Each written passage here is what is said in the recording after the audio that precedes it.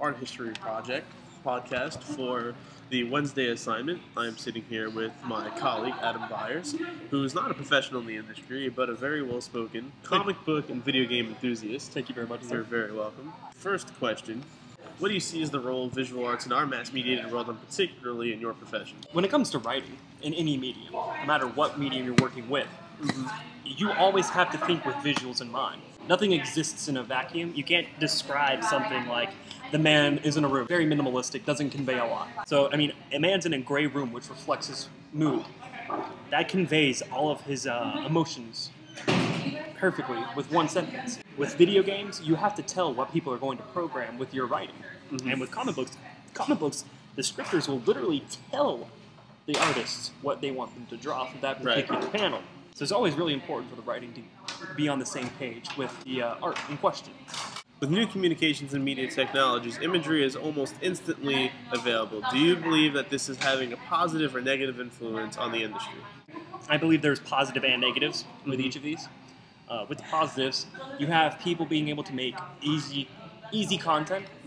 People just starting out can use royalty-free things, and as long as they give accreditation, it can really help bring someone's project to life. Like, a video game using royalty-free music can really help ease the difficulties of the music sound engineering for video games. The bad, and my favorite example of that is the Mass Effect 3 fiasco.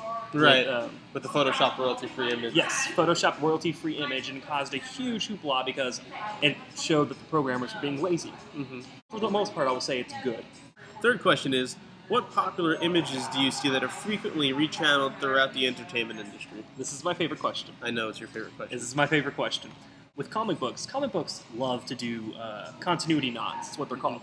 A little tip of the hat to previous artworks and other noteworthy images. One of the most iconic is in Crisis on Infinite Earths.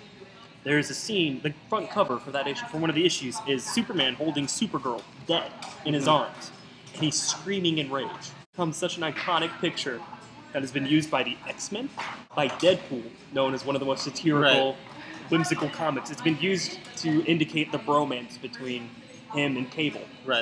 It's so great to see these rechanneling of popular media. The Madonna holding Jesus after he's been put down from the cross. That one image shows everything. Are there particular images that this industry has popularized and or created?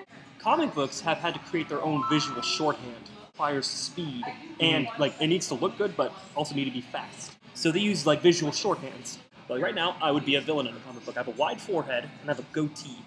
Heroes in comic books tend to have bright colors, very square jaws, and they have very upper stiff posture, very good postures. And while henchmen and evil people tend to have hunched, withdrawn into themselves postures, that visual shorthand quickly conveys a lot about the comic in question. Who is one of your favorite visual artists, and what is your favorite style of visual art? Joe Shuster was the man who created the 1940s Superman cartoons, some of the most famous Superman medium ever.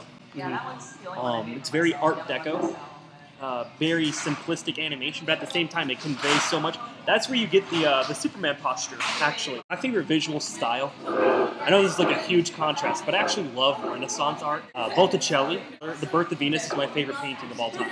That is my favorite artist, is Joe Shuster.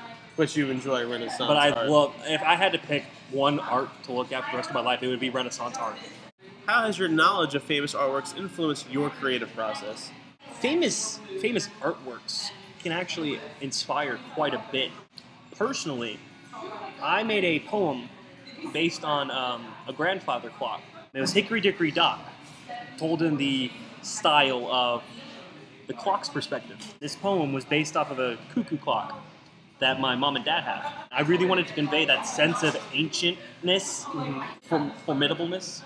Cuckoo clocks they're kind of like a wacky name, but in all seriousness, they are beautiful creations. Famous artworks always influence people. I mean, writers especially. One thing that really influenced me, the tale of the hero's journey, Star Wars, Lord of the Rings. I tend to write a lot of fantasy, and that fantasy genre really grew with those famous artworks in mind. Famous movies and visual mediums. Exactly. Well, Adam, I'm going to thank you for having the time to interview me today. It has been great.